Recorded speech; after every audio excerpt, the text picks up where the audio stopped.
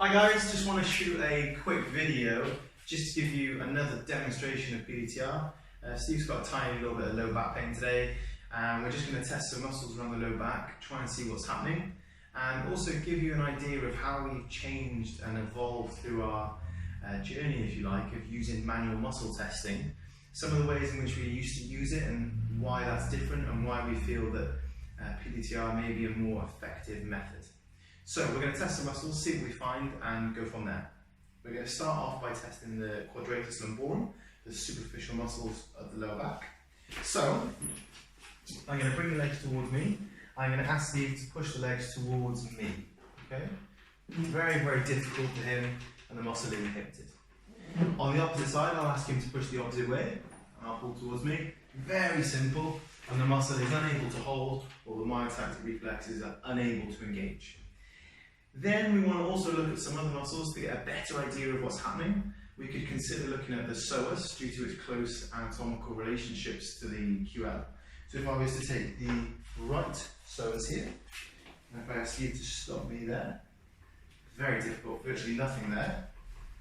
And on the opposite side, Steve holds the leg there, and if I was to push, really, really, really strong. If I was then just to recheck and see, okay, has anything changed? If I go back to test the QL muscles, if Steve now pushes to me, now that QL is rock solid.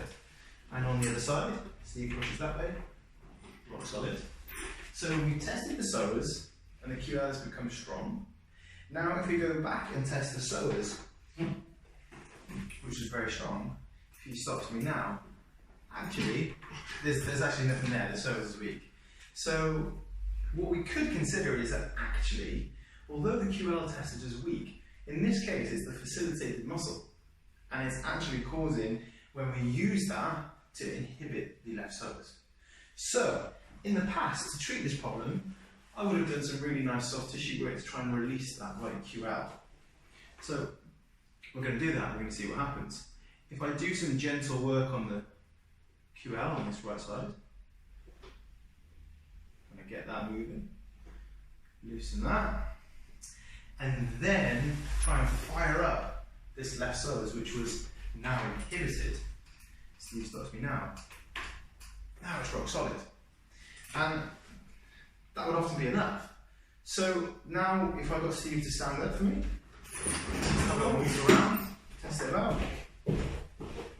And at this point I'd probably be giving him some homework to release that side and fire up the other one. And if Steve lies back down, I just want to see, okay, what's happening now? Is everything still as it should be? So if I go back to testing this QL muscle, if Steve stops me, now the QL is weak again. And if Steve pushes that way, weak again. If we go back to the psoas, holding that there, stopping me pushing, psoas is now strong again. So in fact, the work didn't hold, it didn't hold it incorrect. Or what that tells me is that probably there's something more important going on.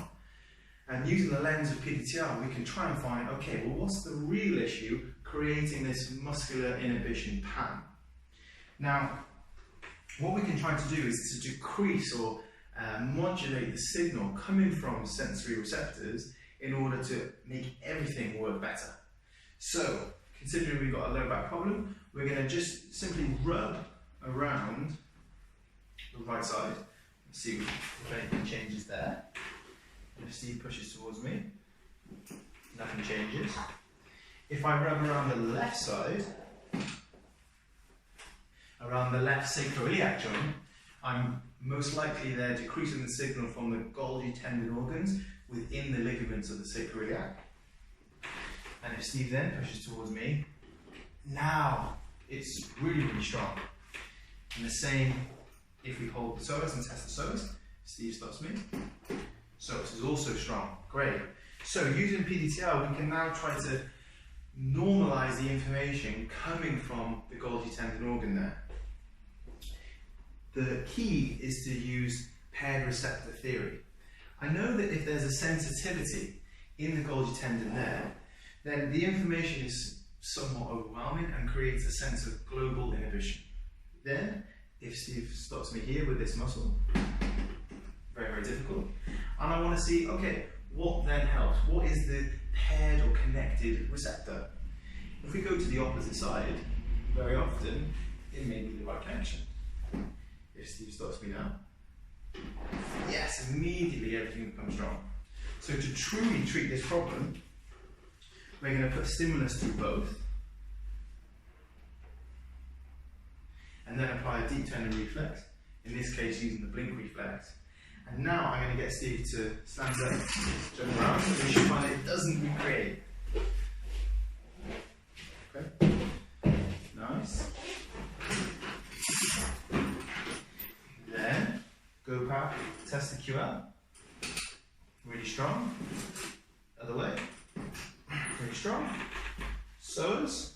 If I test, if you stop me. Strong. And then going back to the QL, because we want to make sure that now doesn't become weak. If you stop me, remain strong. Perfect. So now, despite moving, despite everything, that correction will hold and will last better.